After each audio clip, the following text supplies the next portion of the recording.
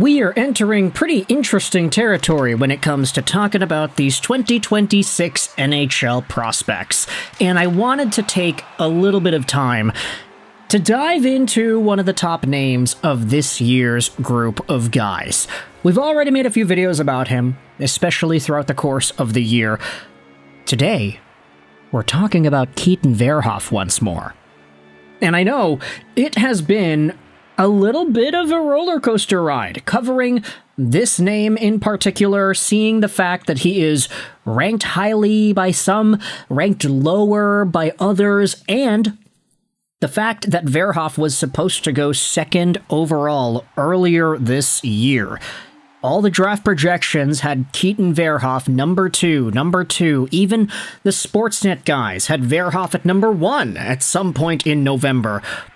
But now Keaton Verhoeff is probably not gonna go number 2, depending on who you ask, of course.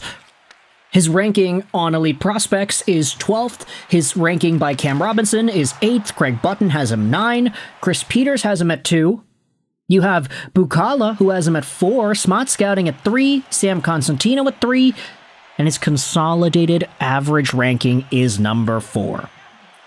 With that said, we have made a number of videos about Keaton Verhoeff already, and in particular videos linking him to the Vancouver Canucks.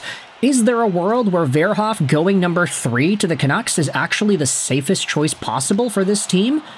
I don't know. You can let me know your thoughts in the comment section below. But with that established, we now have a different talking point on Verhoeff.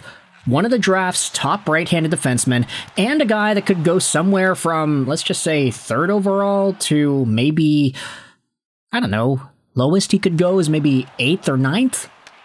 It's Frank Seravalli, who made an appearance on Sportsnet 960 with Pat Steinberg. Flames Talk. Of course, this is the Calgary Sportsnet station, and Seravalli went out there and had some very high praise on Keaton Verhoeff and the possibility of Calgary selecting him in the 6th overall spot. Frank says this on the North Dakota defenseman: "I truly believe that at worst, Keaton Verhoeff is the second best player in this draft. He is Alex Pietrangelo 2.0, maybe with even more of an edge. He's the best right-shot defenseman to come out of Western Canada in 25 years." Now let's just think about that for a second. Keaton Verhoeff is from Fort Saskatchewan, Alberta, and he played his draft -1 season with the Victoria Royals in the WHL. He went over to the NCAA for this season's worth of play, as did many CHL talents. So, yeah, Seravalli's right. Verhoeff's a Western Canadian dude. But did I hear that right? Keaton Verhoeff is going to be the best Western Canadian defenseman in 25 years? Huh? My brain, upon reading this quote, immediately jumped back to 2017, which, by the way, was not 25 years ago, that was 9 years ago. Because in the 4th overall spot in 2017, a very particular Western Canadian defenseman was drafted by the Colorado Avalanche. That guy happened to have been, what was his name? Oh, right. Cale Makar. I don't know if Frank Seravalli just had a brain fart moment here, but Cale Makar is a Western Canadian defenseman within the past 25 years. He is from Calgary, Alberta. He played his junior hockey in Junior A in Alberta. Then he was drafted straight out of there, went over to UMass in the NCAA, made his NHL debut shortly after, and then became the best defenseman of our generation. Like, Cale Makar is the best defenseman in the league today. And Frank Seravalli saying that Keaton Verhoeff's gonna be better? What? No way, dude. And like, this is just talking about Western Canadian defensemen. Like, there are a number of defensemen around the NHL, Canadian guys, whatever, that you can say also are very good. Like, oh, Matthew Schaefer. That guy's great. He's also only 18. But nah, not Matthew Schaefer. Nah, that guy's from Eastern Canada. That guy's from the Ontario Hockey League. Okay, well, which other defensemen out of Western Canada have made an impact over the past few years? I mean, man, my mind immediately jumped to Troy Stecher. That's how my Canucks-centered brain works. I don't know, Brendan Dillon's a Western Canadian dude. Jordy Ben was a Western Canadian dude. Yeah, okay, you can say that maybe there aren't many guys that are absolutely peak-of-the-crop guys. Shea Weber, maybe. Dan Hamhuis.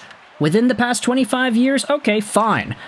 You can say that Keaton Verhoeff has the potential to being a top 2 defenseman at the end of the day. When all is said and done, maybe Keaton Verhoeff is one of the best players out of this 2026 draft. Maybe he is Alex Pietrangelo 2.0 with more bite. Pietrangelo, solid all around. He does everything you need a defenseman to do. You can win with this guy. He captained a team to a cup, and he's a brick wall. Can Keaton Verhoeff be that? Sure, maybe. Frank Seravalli's very, very bullish on Keaton Verhoeff and his profile, but to even think that this guy is gonna be better than Cale Makar? I'm just probably gonna choose to believe that Seravalli wasn't even thinking about Cale Makar when he made this comment. Oh yeah, Keaton Verhoeff's gonna be the best Western Canadian drafted defenseman in 25 years. Yeah, Cale Makar just kind of escaped the guy's brain for a second, because I feel like for Cale, yes, it's true he was taken 4th overall by Colorado, and that was kind of a surprise pick if you're going back 9 years. Not a lot of Alberta Junior A guys get taken in the top of their NHL entry drafts, so Cale Makar going that high was already pretty questionable. But I feel like Cale has gotten to this level that is very rare for NHL players to attain, period. I'd say that for defensemen, you can say that players like a Jake Sanderson or an Adam Fox, a Shane Gostisbehere, a Philip Hronek even, you can say that guys like that are comparable player comps for prospects. Like, oh yeah, this guy can be potentially the next Jake Sanderson. Similar impact, similar vibe, similar talent level. But Cale Makar is different. I'd say Cale Makar, Quinn Hughes, in a way, Adam Fox of like 5 years ago, and potentially Dahlin, Werenski this year, these guys are in a level where it's like, oh, they're just a little too good to expect anybody to get to that level reasonably. Like, if you say, oh, well, this guy's gonna be the next Cale Makar, it's like, well, that's kind of hard to do. And it takes multiple years worth of crazy productive play in the NHL to actually ascend to that level too. Nobody was saying Lane Hutson was going to be a #1 defenseman and a Quinn Hughes light kind of defenseman when he was drafted in the 2nd round 4 years ago. But now, we see what he's done in back-to-back years. He's a 70-point D-man. He's a point-per-game guy in Montreal. He's a #1 power play quarterback. He looks like Quinn Hughes. He's like Quinn Hughes too, and I think that's a very fair thing to say about Lane Hutson. But we never could have said that in 2022 when he was drafted. So for guys out of this year's draft, Chase Reed, Keaton Verhoeff, it's hard to say with any certainty that they can be the best of the best without sounding a little bit silly. If you said that Keaton Verhoeff is like Alex Pietrangelo 2.0, I actually think that's a reasonable comparison to make. Because Alex Pietrangelo was never Cale Makar level good. Sure, maybe #1 defenseman good. Sure, you can have a guy who can be an all-situations caliber player, who leads your team to a championship, who does everything you need a defenseman to do, but Cale Makar is a level of dynamic and offensive productivity that we just don't see. Even Evan Bouchard. You know how rare it is for a defenseman to get 80, 90 points a year? Evan Bouchard's able to do that. No one's saying that anybody is the next him. I don't know. What's the point I'm even trying to make in this video?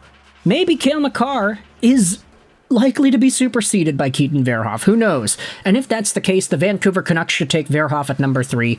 The Calgary Flames maybe back off. Y'all don't need to take a defenseman that's better than Cale Makar. Let Vancouver take him instead. Thoughts in the comment section below about Frank Seravalli's Keaton Verhoeff take. I hope you enjoyed this video. And bye.